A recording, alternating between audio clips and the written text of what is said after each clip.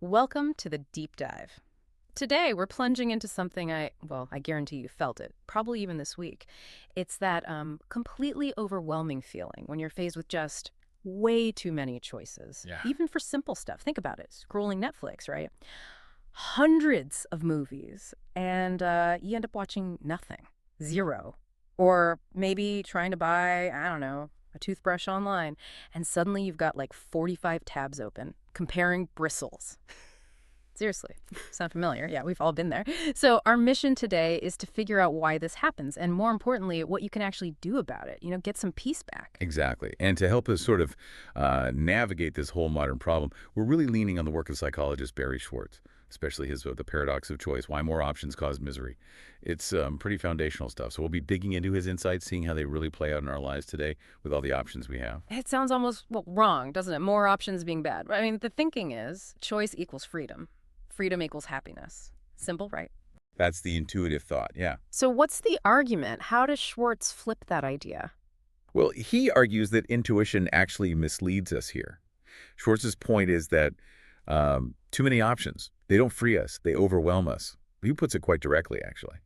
He says, as the number of choices we face increases, the psychological benefits we derive start to level off. And at some point, they even turn negative. Whoa. Yeah. Whoa. So past a certain point, more choice can genuinely mean less satisfaction. Even, misery, as the title says. It really challenges how we think about abundance. Okay, so our brains get tired just making choices. Decision fatigue, right? Yeah. But what happens when you add more options on top of that? Does something specific kick in, that feeling, before you even start deciding? Oh, absolutely. That's exactly where decision fatigue leads when you pile on options. Think of it like this. Your brain's got, say, a mental energy battery, right? Every single choice, big or small, uses up some of that energy. Oh. So maybe at 9 a.m., you're fully charged. But by 6 p.m., after deciding what to wear, lunch, which email, hundreds of tiny decisions. Yeah, you're drained. Exactly. Your decision battery is low. That's why picking dinner often feels harder than picking breakfast. You've just got less mental juice left. Makes sense. And when you throw way more options into that state, it's not just fatigue anymore. It tips into anxiety. There's that classic study, the jam tasting experiment. You might have heard of it. Vaguely, yeah. Refresh my memory. Sure. So researchers set up a tasting booth. One setup had 24 different kinds of jam. Lots of choice. 24 jams? Okay. Guess how many people actually bought one? Only 3%. Only 3%. Wow. Yeah. But then they reduced the options, just 6 types of jam. And the purchase rate, it jumped to 30%. 30%? That's a huge difference just from having fewer jams. Massive. It really shows the power of less sometimes. But why? I mean, if choice is freedom, shouldn't more options make us happier? Potentially help us find the perfect jam? Isn't there also, like, a drive for variety, the joy of discovery? How does that balance out? That's a really good question. And yes, variety can be good. We do like Right. novelty. But when the number of options becomes overwhelming, something else takes over.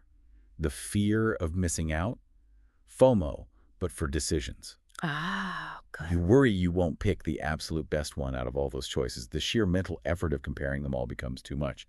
And that leads straight to what psychologists call analysis paralysis. Analysis paralysis. Like, you overthink, you compare endlessly, maybe you make spreadsheets for jam, probably. And often the result is you just choose nothing. You walk away.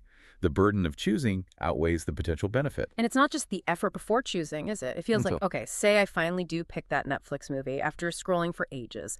If it's just, okay, not amazing, I feel bad, not just about the movie, but about me. Like, wow, out of all those choices, that's the best you could do. You've absolutely nailed another key part of this. It's the escalation of expectations. Escalation of expectations. Okay. The more choices you have, the higher your expectations become for the outcome. If there are 100 movies, you assume at least one must be perfect for you right now. Right. Logically, it seems like it should be there. Exactly. So when the choice inevitably isn't perfect, because, let's face it, perfection is rare, the disappointment feels bigger. And like you said, it gets directed inwards. I should have chosen better. It turns small decisions into these little emotional landmines. Yeah, that feels very familiar. And then there's what happens after the choice. Second guessing. Yeah. Maybe I should have gone to that other college. I mean, I picked the wrong career path.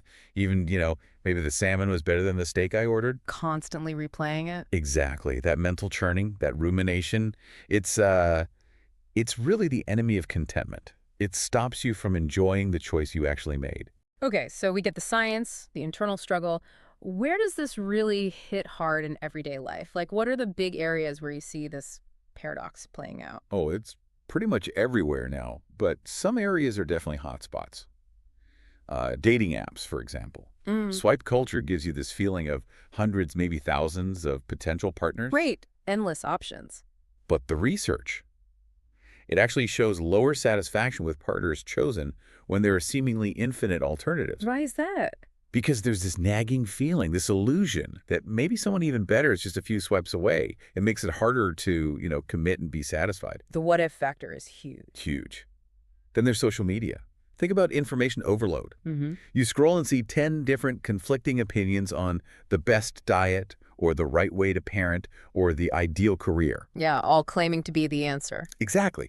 And instead of helping you grow or clarify things, it often just creates doubt about what you already thought or knew. It leads to paralysis and bigger life choices too, not just buying stuff.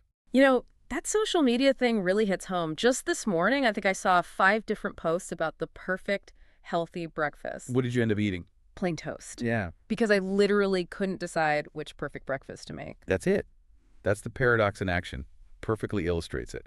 And then think about careers. Compare now to, say, our parents' or grandparents' generation. Yeah, much more linear paths back then. Often. Right. School, maybe college, get a job, stay there. Now, we're told constantly, build your personal brand, find your passion, hustle, monetize your hobbies, Pivot, level up, all that stuff. all that stuff.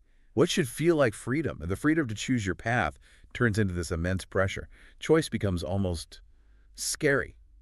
Opportunity feels like an obligation. Okay, wow. So we've walked through the brain drain, the paralysis, the high expectations, the real world stuff. It's a lot. It's clearly not just some minor annoyance. This is a big challenge for living well today. So the big question, is there a way out? What can we actually do based on Schwartz's work and everything we've discussed to get a handle on this? Yes, definitely. And these aren't just quick fixes. They're more like mindset shifts that can really help you find more contentment. First one, and it sounds counterintuitive, is embrace constraints. Embrace limits. Seems weird. I know, but it's about liberation, not limitation. Intentionally give yourself fewer options. Like, if you're shopping, maybe pick the first 3 things you genuinely like and choose from only those 3. Don't keep looking. Okay, limit the pool. Exactly. Or if you're really stuck between 2 things, flip a coin. Seriously. Don't wait for that feeling of absolute certainty. It rarely comes, and chasing it causes stress. The perfect choice is often a myth. Got it. Embrace constraints. What's next? Second, satisfice instead of maximize. Satisfice, maximize, explain those. Sure, maximizers are people who need to be sure they've made the absolute best possible choice. They research everything, compare endlessly, worry they miss something. It's exhausting. That sounds stressful. It is. Satisficers, on the other hand, aim for good enough. They have criteria, they find something that meets those criteria, and then they stop looking. They just stop. They stop. And the research shows satisficers tend to be significantly happier and less prone to regret than maximizers. So find something that works, that's good enough, and move on. Aim for good enough, not perfect. Okay, what else? Third, set time limits for decisions. Give yourself a deadline. Maybe it's 10 minutes to pick a movie tonight, or 1 day to decide between those 2 job offers. Put a boundary on the deliberation. Does more time not mean better decisions, though? Not always. Often, more time just means more agonizing, more second-guessing, more stress. It just feeds the analysis paralysis loop. A time limit forces you to move forward. Okay, time limits. Makes sense. Is there a 4th one? Yes, finally. Disconnect regularly from the fire hose of information. The constant scrolling, the endless input. Information overload directly fuels choice anxiety. So make a real effort to step back. Log off devices sometimes. Create some quiet space. Why is that so important? Because it helps you quiet the external noise.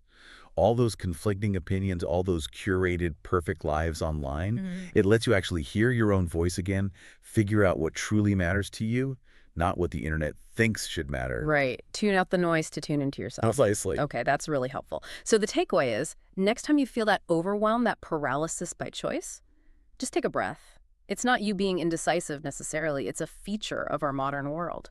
Exactly. And remember that key idea. Freedom is valuable, but so is clarity. Mm. And that clarity, it doesn't come from having every possible option available. It comes from knowing what actually matters to you, what's important for your life. That's a powerful thought. Freedom and clarity, and maybe something to think about as we wrap up. In this world that constantly pushes more options, more information, more possibilities, could it be that true satisfaction, real contentment, isn't found in exploring every single path, but maybe in the quiet confidence of knowing when you've actually found enough